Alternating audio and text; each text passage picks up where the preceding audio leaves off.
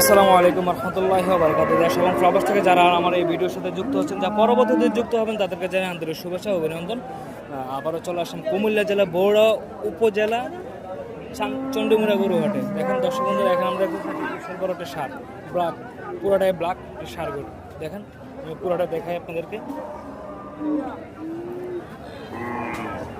রোদের কারণে একটু সমস্যা হয়ে যেতেছে ভিডিওতে, কারণ ক্লিয়ার আসে কিনা তো দেখা যাচ্ছে না। হচ্ছে ওনার গরুর মালিক। কি অবস্থা মুরব্বী, ভালো স্যার? এই তো আলহামদুলিল্লাহ ভালো। এটা কি আপনার গরু? আমার। আচ্ছা, এটা কি জাত? এটা দেশি জাত আর কি। আচ্ছা, দেশি জাতের। মাশাআল্লাহ, ওকে দেশি জাতের একটা ষাঁড় গরু। দেখেন আসলে বোঝা যায় না এটা দেশি, এটা যখন দেশি দেখলে বোঝা যায় না।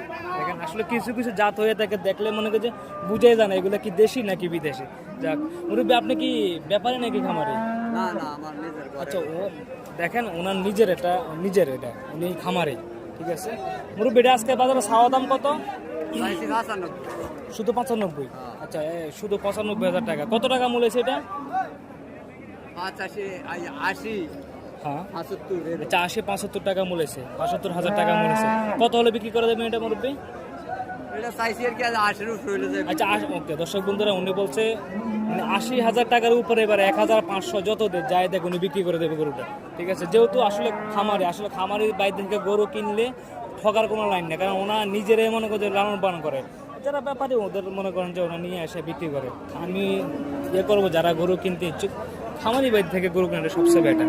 ঠিক আছে, যে ওনারা নিয়ে আসে। দেখেন এটা যেন দেশি একটা জাতের মানে ষাঁড় গরু, আসলে এটা দেখলে বোঝা যায় না। ঠিক আছে, মাশাআল্লাহ অনেক সুন্দর এটা গরু। ওর সৌন্দর্য। হ্যাঁ, এটাই অনেক সুন্দর। আমি তো মনে করেন যে বুঝতে পারি না জান দেশে, আমি বলছি এটা বাইরের জাতের কোনো গরু।